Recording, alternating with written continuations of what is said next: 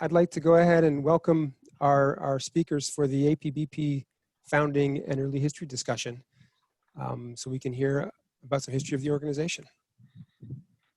So I'd like to welcome Jeff Olson, Kit Keller, and Andy Clarke. And I'll let them introduce themselves because I know them all for many years. They know themselves a lot better than I do, so I'll let them introduce themselves and go into this discussion. Thank you, Jeff, Andy, and Kit. I'm going to step off for a bit, and I'll be back at the end of this discussion for the toast. Thank you, Michael, and what a treat it is to be part of this. And I think as we'll hear in the next bit of discussion, how amazed we all are that 25 years later, we have a chance to think back to some of the founding of this organization, and some of us who were in the room where it happened and can remember some of those stories. I'm Jeff Olson. I'll just quickly introduce myself. At the time of APBP's founding, I was the State Bicycle and Pedestrian Program Manager for New York State. Went on to run the Millennium Trails program for the White House, at which time I shared an office with Andy Clarke in DC. And also started the first university course in walking, bicycling, and trails at UAlbany, and taught for more than 2 decades. And many of you probably more recently know the last 17 years as a principal with Alta Planning and Design and Alta Bike Share. And many of the people that are involved on this call, come from different parts of my career. So it's great to be here. Why don't I just start off, I guess in sequence, 2 former executive directors. Andy, just introduce yourself. And if you can just describe that beginning, those first couple meetings where the idea of APBP came together. Yeah, sure. Thanks, Jeff, and it's a pleasure to be with you all. I'm Andy Clarke. I'm currently the Director of Strategy for Tool Design, and over the last 25, 30 years, have had the pleasure of working for the Bicycle Federation of America, for APBP. While I was at APBP, I was on assignment at the Federal Highway Administration, which is where Jeff and I sat next to each other. Couple of years at the Rails to Trails Conservancy, total of 15 years at the League of American Bicyclists, and currently at Tool Design. So bounced around a little bit, and I think the sort of two observations I'd make about the start of the organization are that we first talked about the idea of creating an association for bicycle and pedestrian professionals at the Montreal Velo Mondial conference in 1992. And there were about 50 or so people who got together at that conference and basically decided, no, we shouldn't do that. There were, at the time, fledgling organizations within ITE and ASCE and APA and TRB that were working on bicycle and pedestrian related issues. And the general consensus was, we don't need another organization. We need to get those organizations on side doing the right things for bicycling and walking. But within 2 years, by the time we got together in Portland in 1994, there was again a consensus that actually we need a bunch of people to look at. We need to look after ourselves and acknowledge that we're in a unique profession, in a unique role in the organizations where we work, and that there is indeed a need for the organization. And then, as a kind of a marker for the longer discussion in the evening, I'll point out that in 1995, when the organization began, there was no Vision Zero. No one had coined the phrase "complete streets." There was no Safe Routes to School program. A lot of the staple things that we talk about now and take for granted it just weren't there. If you talked about bike equity in 1995, the chances are you were a old white vehicular cyclist complaining about the discriminatory traffic laws that wouldn't let you ride in the middle of a travel lane on a 65-mile-an-hour highway with a 10-foot paved shoulder off to one side. That was our the vision of what bike equity was. So. That's all to say things have come a long way, and I'd like to think it's in part because of the role APBP has played, and getting it started was a joy and a privilege. to be able to hand it off to someone like Kit was also a huge relief and an honor. And I think Kit can lay claim to having just professionalized and put the whole organization on a solid footing. So Kit, I'll let you explain how you did that. Well, thank you, Andy. And it's wonderful to see so many friendly faces. And thanks to everyone for being here this evening or this afternoon, depending on your time zone. I am living in Cedarburg, Wisconsin, and many of you know I'm a recovering lawyer. And I first got mixed up with Andy Clarke when we worked together at what was then the Bicycle Federation of America, and we did a series of iced tea conferences around the country. And that was one of the very first transportation bills that included bicycling and walking as legitimate transportation. So that was a lot of fun. And I remember being in Montreal for those discussions, and there wasn't a big group in the room, as I remember, but everyone who was there was just charming and full of vision and hope for what could be in terms of walking and biking. So in 1994, I was also at the meeting there, and then I took a little hiatus to do some other things working in the transit realm, and came back, was hired by Michael Moole, actually, who was then the board president, and a number of other people I see on the meeting today were also on the board at that time. So in 2006, I was hired to essentially take forward the vision of a remarkable group of professionals that had a dream of what communities could look like so that people could walk and bike as a way of life. And some of my fondest memories include the webinar series that we did and continues to this day to give so many people not only an opportunity to continue to learn, but also to build really collaborative communities and networks of professionals at the local level through the webinar program. And chapters were another thing that happened under the time period that I worked with APBP. So I'll turn it back to you, Jeff, and we can have some conversation. Yeah, you know, it's interesting. First of all, for everyone listening tonight, and there's a large number of people out there, we're just a small representative sample of so many people who've had a role in making this organization great. And we're honored to do that, but we also want to acknowledge that we can't even begin to thank everyone as much as we'd like to try. But, you know, with that said, Andy, I wonder if you could take us all the way back to what I remember as the sort of room at where it happened at Bike Fed. We'd had those first couple of meetings had taken place. I know I was not in Montreal, had not started my job at New York DOT yet, and came to a meeting. I think it was held in collaboration with TRB, and maybe some of those early board members. You know, I know Charlie Gandy was there with us, and if you can remember back to that very beginning meeting, and we scribbled on the back of a napkin the letters APBP and actually named the organization. Just tell us what that was like. We were in your office at the time. Well, I mean, the recollection is hazy, obviously, because it was 25 years ago. But I think that the passion, the enthusiasm, the desire to advance a profession that was just emerging was palpable. I mean, that was what kind of drove us on, was the realization that all of a sudden there was a sort of a critical mass of people, in part because of the IST legislation that created the state bicycle and pedestrian coordinators, but just because there was a burgeoning interest in active transportation, which it was not called back then.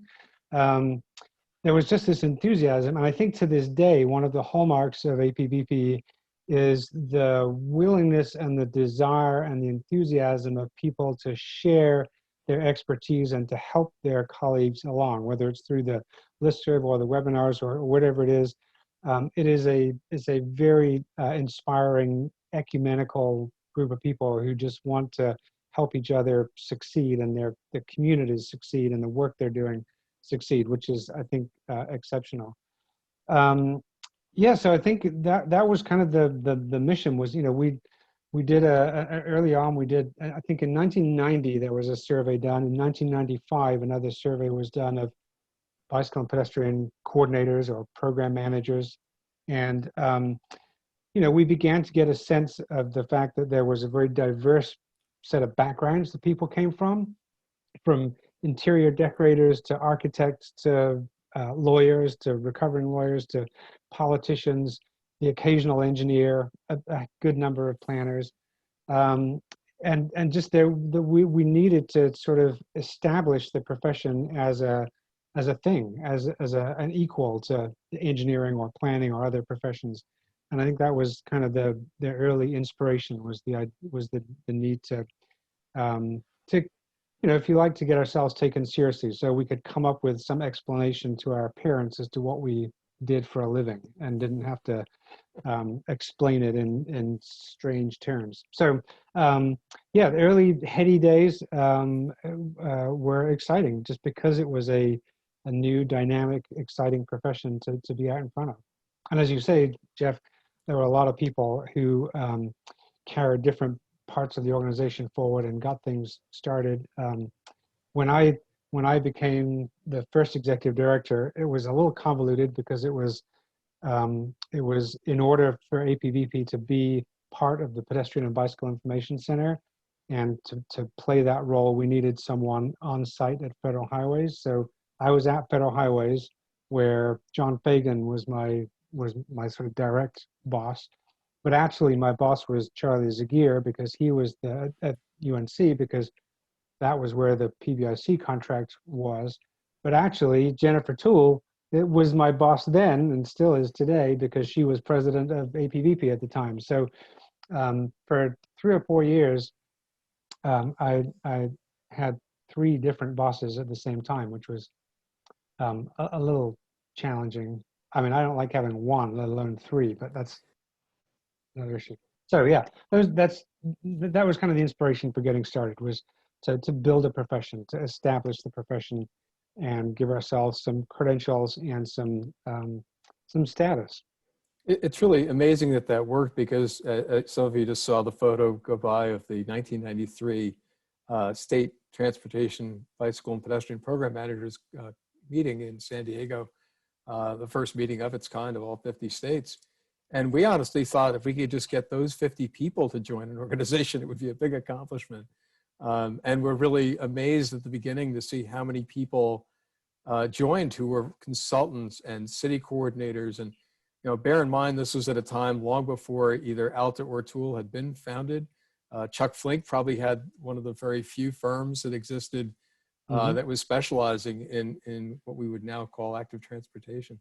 So, Kit, I think I just saw one of my highlights of my involvement in APBP was a photo just went by of the Lifetime Achievement Award, which one of the great honors I've had. And I was wondering if you could talk about, in your time as director, what were some of the real highlights, the moments that stand out for you? Well, certainly all of the opportunities to present awards to the professionals who were doing remarkable work in the field, and to see people start as brand new professionals and grow through the years to be leaders in the profession, that has been probably the most exciting thing for me. So y'all out there, keep it up, keep pushing the envelope because you make it happen in communities. I think the international scan has to be one of the highlights, the international scan that USDOT did on pedestrian and bicycle safety and mobility. And it was in 2009. And at that time, the team that was chosen by USDOT consisted primarily of engineers, and they were working at the state or federal level. So there really wasn't a voice for people working at the local level. And APBP was able to secure private funding in order to appoint a local bike ped coordinator to participate. And that the results of the international scan, I think, really opened the door in a lot of ways to some of what we're seeing on the streets now in terms of bicycle and pedestrian facilities. So I think that level of innovation is really exciting to me. And it's something, again, that APBP members are really good at. And thank you all for that. You know, I was going to ask each of you, as I think one of the things APBP was good at was always trying to have some fun and instill that sense of community in what we did. You know, we've talked a couple times in the last few weeks about the great Buffalo billiards nights at TRB. I know Charlie Denny's out there, you know, and helped organize those, and that was a lot of fun for a lot of years doing that. What are some of the things when you think about that community that you wish we could have done that maybe we didn't get done yet? I know, Andy, at one time we talked about trying to get coordinators at all of the MPOs in the country legislated, in addition to having them at the state DOTs. So if there was something you could think of looking forward, and we're going to get to this later in this webinar, what are some of the things we didn't do that you kind of wish we had?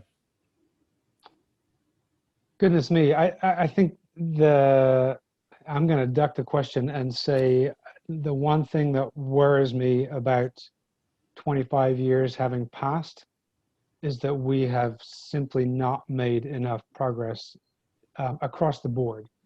I mean, yeah. So I think we just need to. What I wish we could do is pick up the pace and change the professions that we work with, the engineers, the planners, the architects, all of those folks, just more quickly. We don't have time to waste, and I think I get increasingly concerned that we don't lack for technical solutions. We don't lack for answers. We know what to do. We know what the issues are. We just are not getting the job done fast enough. We are not transforming our communities for bicycling and walking and transit quickly enough. And I wish we could pick up the pace. And I think that's why that's so great that we have a whole new generation in this webinar and in APBP's future that at least the foundation exists for. Kit, how about you? Oh my gosh. One of the things I would love to see is a wider representation of people in walking and bicycling, not only actively doing it, and certainly I think the COVID-19 situation is really, I don't know about your communities, but I am seeing so many more people out walking and biking, and the interest is so strong right now. So it's a real opportunity for APBP members and the organization as a whole. It's a pivot point, and capitalize it on and make sure that you're pushing the envelope. I think I would like to see more apps actually, and more opportunities for visually seeing the diversity of people who walk and bike. I don't know about you, but when I do an emoji on my phone of a person walking or biking, it does not convey the joy of walking and biking to me. And I'd like to challenge APBP to put forward an app that will give us a good selection of the fun and joy of walking and biking. Well, I'd add another challenge. I hope that we could find a way going forward that some of the people that are involved tonight, many of the founders whose names we've just touched on, to remain involved and to find a way to engage the first 25 years with the next. Maybe this is an annual event, or there's a different way that we all could communicate together more often, and not just share some of the fun stories, but also share some of the ideas. I know, looking at that 1993 photo, I said earlier that the smartest thing I did at the beginning was to know to sit behind someone like Dan Burton and Andy Clarke and stay right about there, because we were just beginning to figure out how to do what we were doing, and yet there were people before us who had, and then the Michael Ronkins and the others that could help us get to that next level. And I see Charlie Denny's quote up on the screen right now. These memories are just, I hope everyone enjoys this evening and this webinar. And we look forward, but we also really have had some great joy in making this happen. So with that said, we're going to do something next that I think everyone will really appreciate, which is a toast. And I'm going to turn this back to our host, Michael. We're all supposed to have a bottle of some kind, and Andy, for this particular moment. And I guess, as I said, I think one of the things we really wanted to see as part of APBP from the very beginning, so we always know how to have fun. So thank you all. It's always been great to be part of this. And let's hope we can just keep going. Thank you. Thanks, All Jeff. right. Thank you, Jeff, Kit, and Andy for that wonderful trip down memory lane. That was excellent, and the slides were amazing too. Kind of watching you all watching the slides was really fun to see those old pictures and testimonials in there.